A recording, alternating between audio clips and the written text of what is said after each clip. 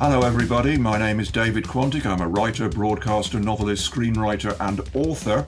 Welcome to The Old Fools with me and Ian Martin. Hello, yes, I'm Ian Martin, a state pensioner, a useless, trudging, fucking tub of human waste.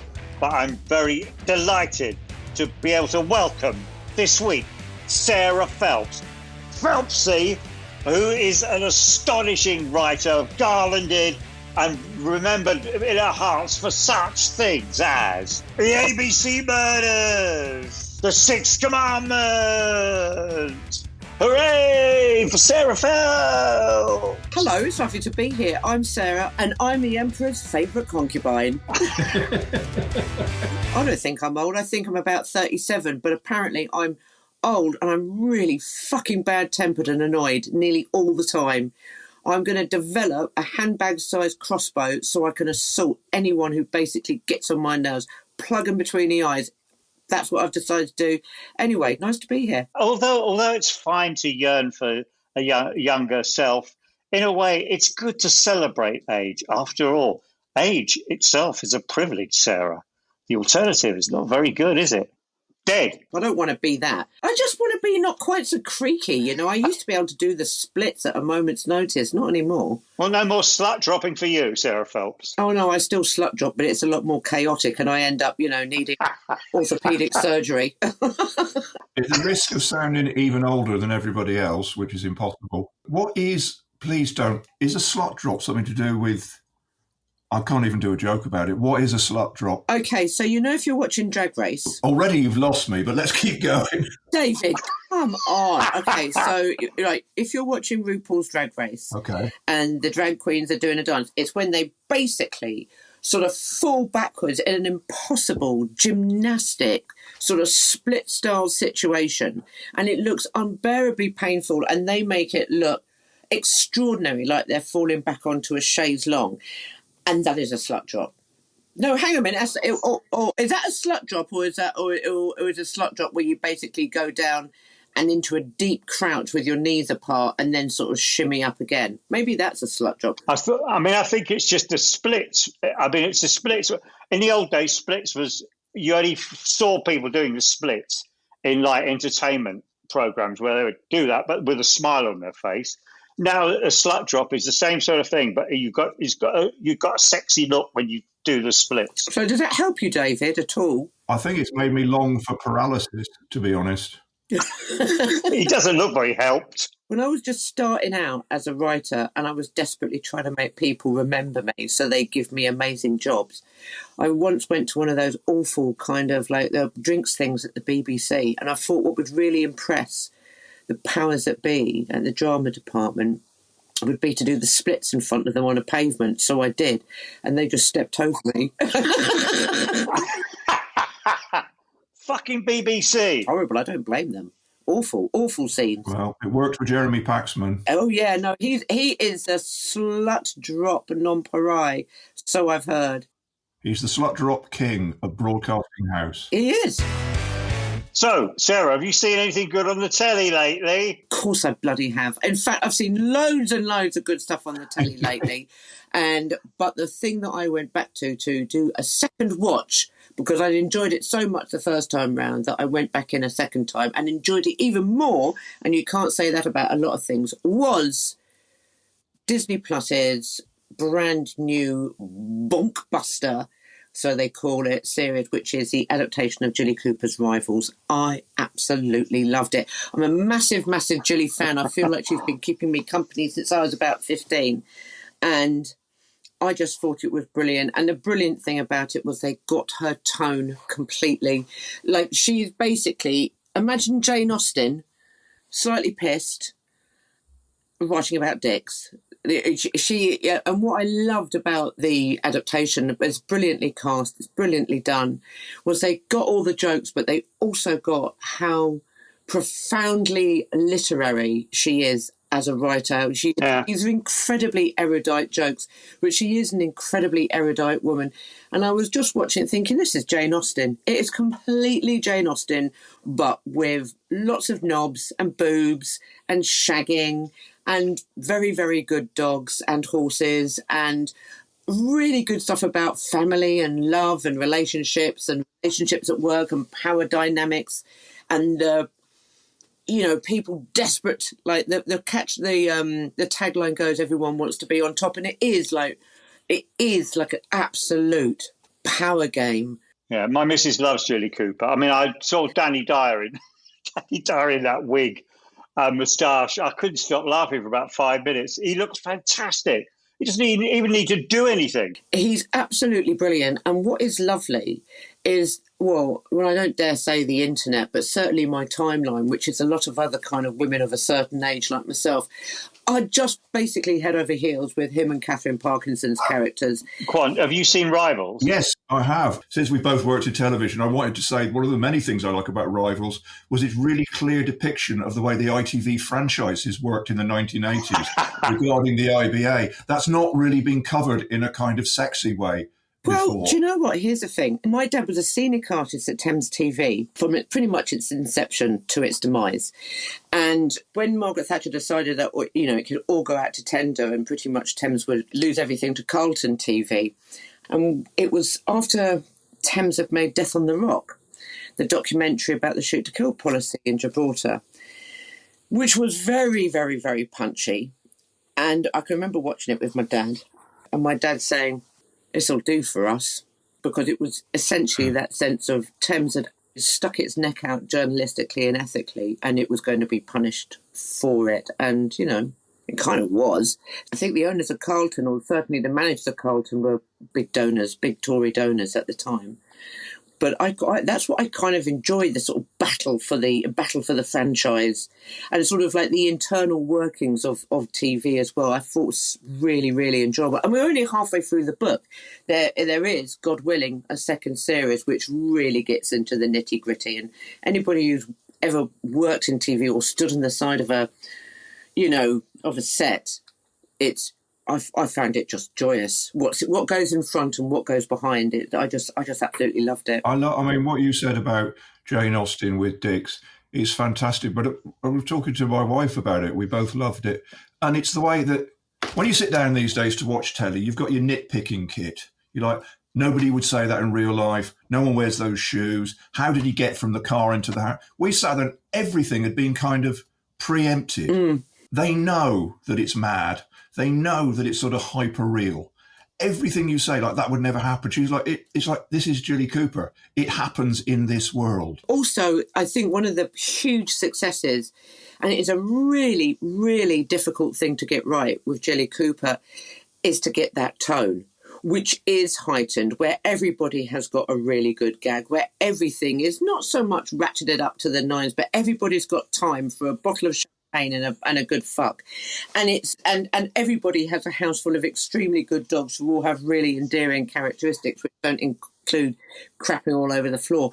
It's a kind of complete universe where it's absolutely its own logic and its own rules, and if you don't get that right, and the tone, that kind of elastic kind of quality where you can step out from the gags and you can step out from the power dynamics to tell something which is really either very tender and very sweet, or actually, is red in tooth and claw. There is a situation where there is a sexual assault, and the young woman goes and sort of says, well, and the managing director says, you have to tell me and they'll punish him. And she says who it was, and he says, yeah, but they're one of our friends and they're very good for us.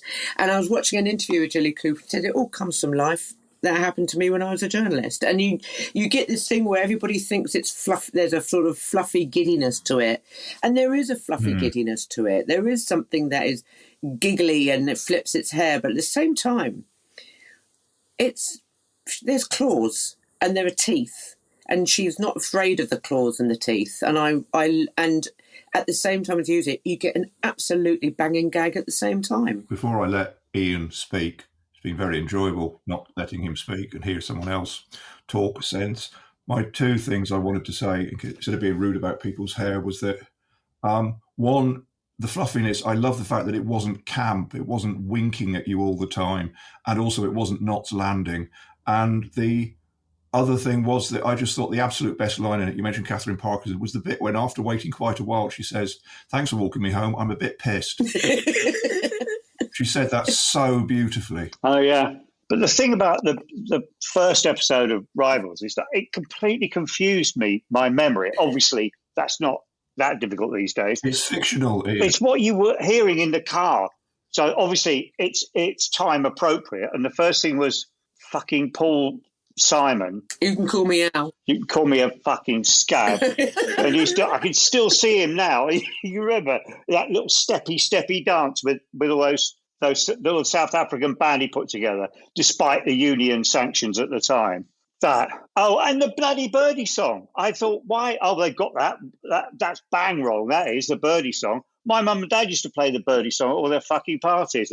I have to interrupt because I totally disagree. I thought the beauty of it wasn't like a cool soundtrack. It wasn't New Order and Duran Duran. It was just, if you went to a party with a bunch of pissed people, they'd be doing the Birdie song dance. Yeah, I'm saying it was right. It's me that was, my memory that was wrong. Sorry. I just associated, for some reason, the Birdie song with these terrible parties my mum and dad used to throw, but everyone was pissed in the 70s. I can see my mum and dad and their friends having a lovely, brilliant time doing this stuff. And it's like some folk horror ritual, the Birdie song with the fucking movements or the pushing the pineapples. They loved all that. But that's why I loved it, because it was grotesque. It was horrible. It was like a kind of It was like a kind of scene grotesque from Salo or something like that, and everyone was dribbling and sweating, and it was a sort of the worst sort of Dionysian revel that you could ever. You know, it's the orgy you want to leave, because everybody's got sort of sweating claret and it's ghastly. I thought it was brilliant. Has anybody left a suggestion on the NHS page asking for suggestions for NHS reform? It was open to the public. Have your say on NHS reform. And people you're moving things on. Oh, my God, I'm moving things on. No, I haven't done that. Oh, my God. Okay, my suggestion is... Sarah, have you done that? Ian, what's your suggestion? What is your suggestion from NHS reform before you literally give yourself a stroke? Okay, it would cost very little. I'm saying make Paddington Bear the face of palliative care. That's my suggestion.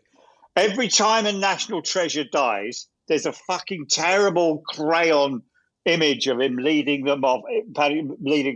Wouldn't it be nice if everybody felt on their last journey that they're holding Paddington's hand, so you get Ben Whishaw just to fucking record like 3 days worth of absolutely nothing, Paddington Bear just bumbling about. What if you actually appeared at people's bedside? Well, it'd be Zoom. It'd just be, you'd have it in the hospital telly. It'd just be, you'd just zoom in everywhere. Anyone who's wearing a fentanyl patch gets to see Paddington Bear. I like the idea of Paddington Bear, the face of palliative care, and he could just doff his little cap and there'd be a sandwich full of nature's lovely barbiturates. I'd eat it. No, you're in bed, you haven't signed the forms, you don't want to go, but suddenly there's your grasping son-in-law and his common wife. They're going, "Mum, someone to see you." And there's someone in a Paddington, like Mr. Blobby in a Paddington costume, who holds your arm as they inject you for your final journey to Peru, and you're not coming back. Your last moments of Paddington Bear's leaning right in saying, "You heard of the assisted dying bill?" Where's he leading you off to? People who don't believe in heaven always believe there's a heaven when anyone famous dies. They'll be going, "Oh, yeah, he'll be jamming with Jimi Hendrix in heaven." Or, "Oh, I bet Martin Amis is having knocking back a few with Hitchens," all that. So where are they leading them off to? The bins. Is he leading you off, Phelpsy, to that new Greg's with that Greg's champagne bar in Newcastle? Do you know what? I was listening to that. I was just thinking, a Greg's with a champagne bar, and I immediately wanted to go. Wanted to go and have a cheese and onion. That is heaven. Yeah. I like Greg's. I love Greg's. So the problem with the post-COVID life is that there are now more delivery drivers outside Greg's than there are members of the public, which I find distressing, that you have to fight your way past the chauffeurs of the idle. Yeah, but look, isn't the whole point of going to Greg's, like, you don't want a delivery driver. The whole point about going to Greg's is if you get 2 pasties, one for the walk home and one when you've got home. I can't believe I've never thought of this. So one for the walk home and one for when you get home as a reward. One's a reward for actually walking, and the other one's a reward for getting home. And the one you eat on the way home, you just basically stuff. You're sort of clawing it into your mouth with shaking hands. You're doing the same with the second one, but you're doing it in a slightly more leisurely fashion on your sofa. And when you get through the front door, there's Paddington waiting for you. What is this bullshit? A reward for getting home. You get a reward for getting there, and then a reward for being there. The Sarah Phelps two-pasty solution. I think, honestly, that it's a surprise to me that the Lib Dems haven't made this a slogan. The Lib Dems promise not a chicken in every pot, but two pasties. I think maybe this feeds into Paddington Bear, the face of palliative care. I really do. I think there's a two-pasty solution where it comes to... The death pasty. Give him the death pasty. Well, the assisted dying bit, it'll be Paddington Bear, the face of palliative care, gives you a hard stare. Do you want to go? Do you want to go to the Greg Champagne bar? Or do you want to stay here in hospital? Wasting those precious last seconds arguing with your son-in-law. No, you don't. It makes sense to me because there's a whole generation grown up with lovely Ben Whishaw CGI Paddington, which means that all they have to do is AI Paddington. And literally by the time we're on our deathbeds, in about a week, we'll be able to have an AI Paddington come in and smother you with his hat. All I keep thinking about is, what would Aunt Lucy say?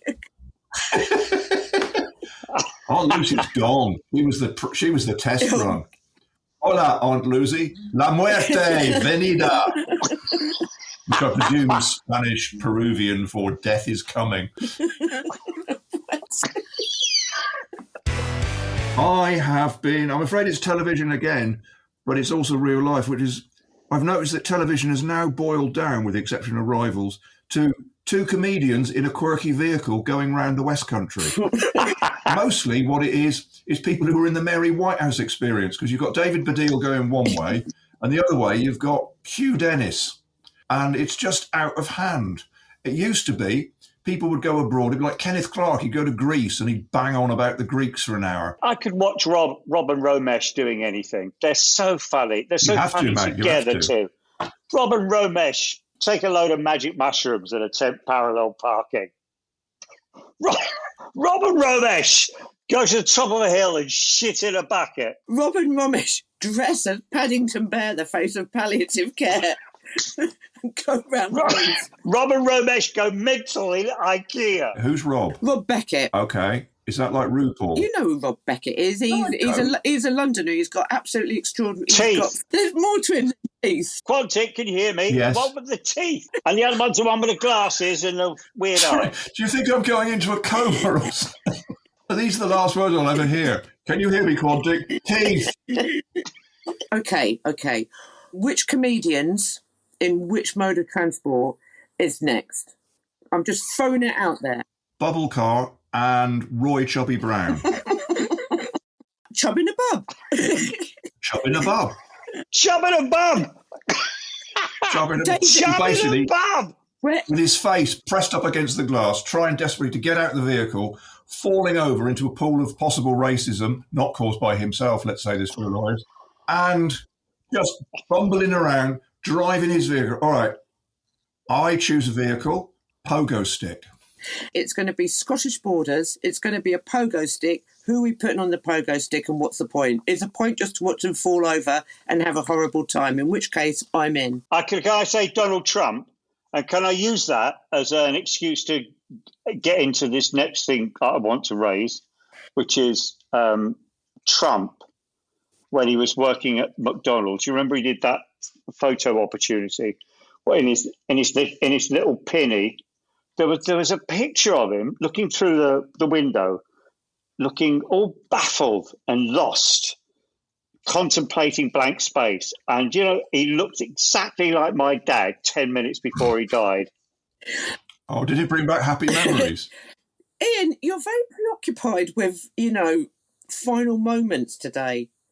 You're very, we've got the Paddington bear the face of palliative care. We've got Catchy. Trump, contemplating the vast abyss of nothingness. There's a fucking election coming up. Had you heard? I don't know.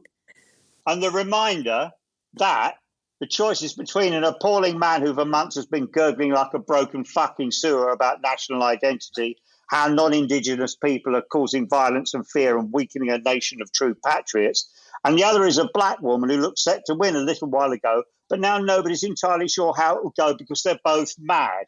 Yes, I'm reading from notes here. I don't know if you can tell. Yes, I'm talking about the election for leadership of the Conservative Party. Oof. And normally I'd be more than just shut up. I said oof. Come on, carry on with your prepared piece, Ian. Thank you very much. I will. I'll carry on. Yes, I'm talking. Yeah, Conservative Party. Normally I'd be more than happy just to point at Robert Jenrick and Kemi Badenoch and laugh. The Tory party's on its arse where it belongs. Blah, blah, blah, blah, blah. Equally awesome. But this is the thing. It's not funny. It's this move to the right, I think, has been caused by social media. They went to the right. It's all about audience capture, right? They go to the right of the Tory party. And every time they do a little ratchet on the thing to the right, they get this gush of this adrenaline rush, this, endorphin rush of raw approval. So they go to the right of the Tory party, and then they go social media right, which is even wilder and kind of mad. Then they go like Suella Braverman, Priti Patel right, which is just like, it's horrible. It's like cruelty for the sake of it, and everybody fucking loves it. But they've gone psycho now. The two representatives, the 15 old people are going to be voting for, they're psycho conservatives. They're just Jenrick. I've just got to read this out. Jenrick, right? He's honking on in the Mail, complaining about the metropolitan establishment, in quotes.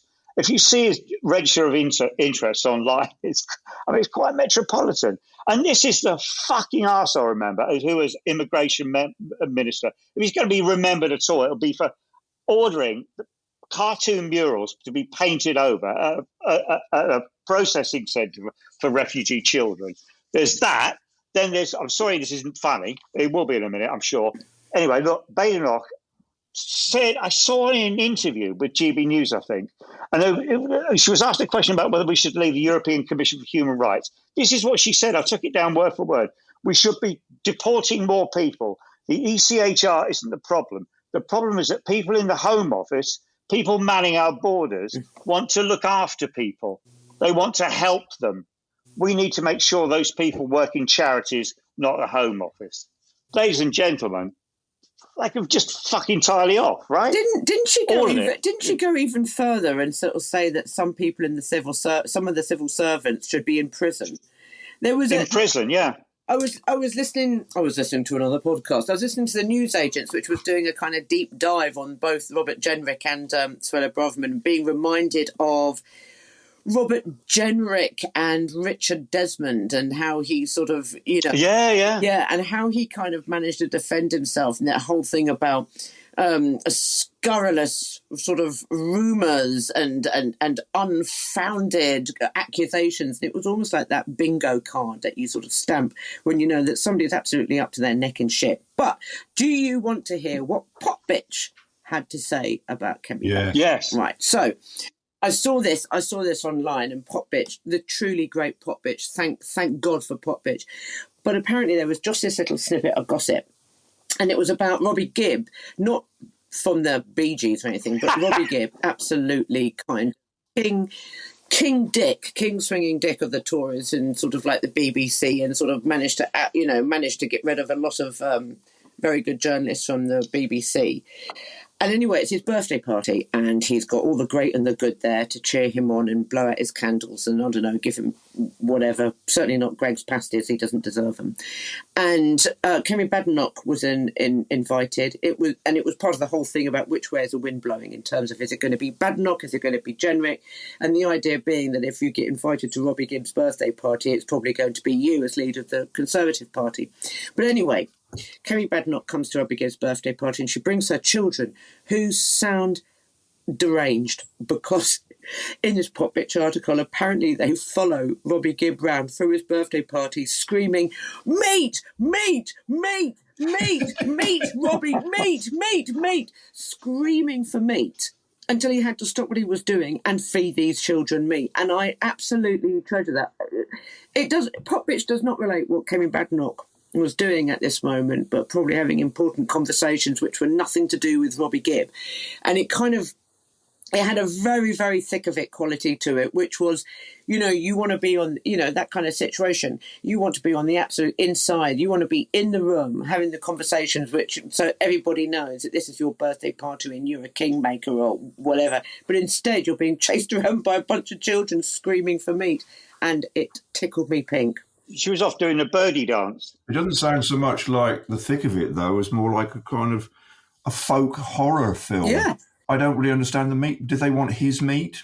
Did they think that he had access to freezers full of immigrant bodies? Did they want his meat? He was their meat. He was their meat. They would have cornered him because, it all makes sense to me because the thing about this latest lot... Does it?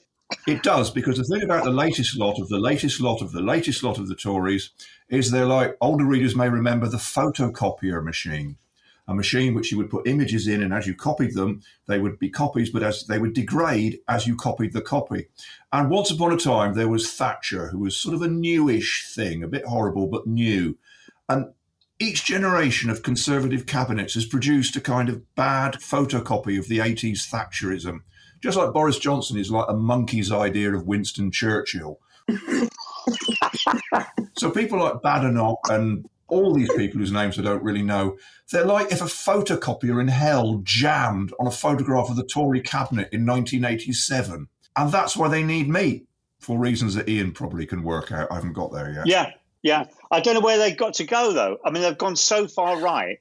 How it's like it's not like just psycho-conservatism. It's like they're emotionally detached. That thing she said about, there's no sense of irony. The problem is people wanting to help people. The problem is these people wanting to look after other people. I mean, it's just emotional. It's psychopathic. But is there something about, basically, you are appealing to an increasingly small and diminishing bunch of people in the Tory sort of like grassroots. And wasn't it David Cameron who was sort of asked about the Tory associations and had said, well, they're mad. And that was a thing that absolutely dogged him throughout his entire career, that he'd said that the associations, when you're trying to appeal to them, they are mad and they're increasingly small.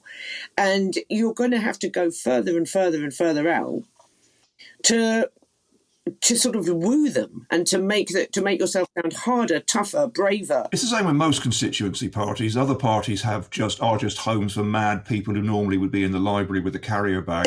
I think what's needed is Paddington to turn up at meetings with a Sten gun, and I think to have compulsory normal people, like normal people who work in charity shops when they're retired. That's where the nice older people go. Normal people who've joined walking clubs, rambling clubs. These people should be forced to join a party of their choice, so it's fair. They can be liberals or they can be communists or they can be Tories, but people over 50 should be forced to go to constituency parties to stop the nutters. It's about that thing where you look at Jenrick and Kemi Badenoch, the extremes of what they believe in.